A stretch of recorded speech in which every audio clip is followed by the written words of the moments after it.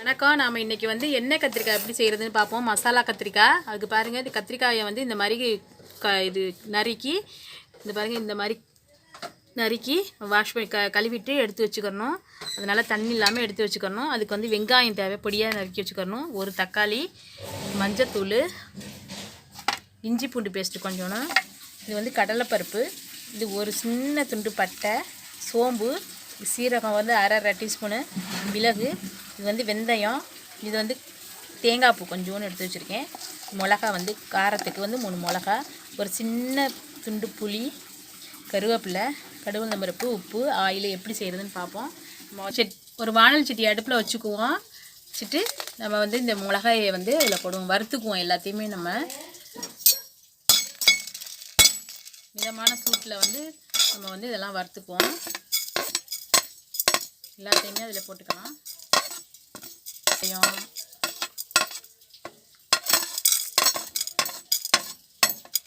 எல்லாத்தையும் நம்ம இந்த வறுக்கிற பொருளெல்லாம் வறுத்துக்கலாம். நான் அடுப்பை ஆஃப் பண்ணிட்டேன். நம்ம இந்த தேங்காய் பூவையும் அதில் ஒரு வதக்கலாம் போட்டு, சும்மா வெறும் சூட்டில் நம்ம இதை ஜாரில் மிக்சி ஜாரில் போட்டு நம்ம அரைச்சி எடுத்துக்குவோம். இதில் கொஞ்சம் மஞ்சத்தூள் போட்டுக்குவோம். இதில் மஞ்சத்தூள் நம்ம தேவையான அளவு அரை டீஸ்பூன் மஞ்சத்தூள் போட்டுக்குவோம். இஞ்சி பூண்டு பேஸ்ட்டையும் இதிலே போட்டுக்குவோம், அரைச்சிருவோம். போட்டு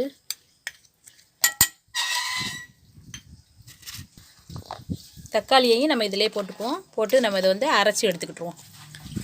புளி சின்ன துண்டு வச்சுருந்தோம் பார்த்தீங்களா, இதையும் இதில் போட்டு ஒன்றா பேஸ்ட்டாக அரைச்சி எடுத்துவோம். மசாலா அரைச்சிக்கிட்டோம். நம்ம இப்போ ஆயில் நல்லெண்ணெய் ஊற்றிக்குவோம். நல்லெண்ணெய் ஊற்றி கொஞ்சம் கூடவே ஊற்றி கத்திரிக்காயை வதக்கி எடுத்துக்குவோம்.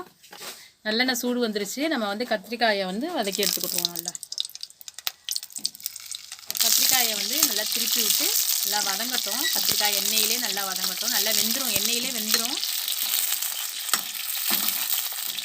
பாருங்க, கத்திரிக்காய் நல்லா வதங்கிருச்சு. நம்ம கத்திரிக்காயை எடுத்துக்குவோம்.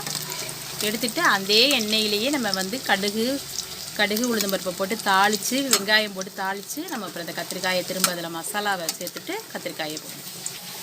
அந்த எண்ணெயிலேயே நம்ம கடுகு போட்டுடலாம். கடுகு போட்டுட்டு இந்த வெங்காயம் போட்டுடலாம். கருவேப்பிலையும் போட்டுருவோம். நல்லா வதக்கிடலாம். வெங்காயம் வதங்கிருச்சு. நம்ம அரைச்சி வச்சுருக்க மசாலாவை அதில் போடுவோம். போட்டு நல்லா வதக்கிடலாம். இதை அலசி தண்ணியையும் அலசி இதில் ஊற்றுவோம். நல்லா கொதித்து நல்லா வேகட்டும். இந்த மசாலா வாடையெல்லாம் போகட்டும். நல்லா உப்பு நம்ம கொஞ்சம் போட்டுக்குவோம். உப்பு போட்டாச்சு. நம்ம கத்திரிக்காயையும் நம்ம அதிலே போட்டுடலாம். சேர்ந்து எல்லாம் இந்த மசாலாவெல்லாம் இந்த கத்திரிக்காய்க்குள்ளே நல்லா அப்படியே எல்லாம் சேர்ந்து வெந்து நல்லா பெரட்டின மாதிரி வந்துருச்சுன்னா நம்ம எடுத்துடலாம். இங்கே பாருங்கள், இப்போ கத்திரிக்காய் நமக்கு ரெடி ஆயிடுச்சு. சூப்பரான ருசியான எண்ணெய் கத்திரிக்காய் நம்மளுக்கு ரெடி ஆயிடுச்சு. நீங்களும் செஞ்சு பாருங்கள், ரொம்ப டேஸ்ட்டாக இருக்கும். நம்ம இப்போ இறக்கிடலாம். இது ரொம்ப டேஸ்ட்டாக இருக்கும். நம்ம ரசம் சாதம், சாம்பார் சாதம் எல்லாத்துக்குமே இது தொட்டுக்கிட்டோம்னா ரொம்ப சூப்பராக இருக்கும். பிள்ளைங்கள்லாம் விரும்பி சாப்பிடுவாங்க. நீங்களும் சாப்பிட்லாம், சூப்பராக இருக்கும். சாப்பிட்டுட்டு எங்களுக்கு சொல்லுங்கள்.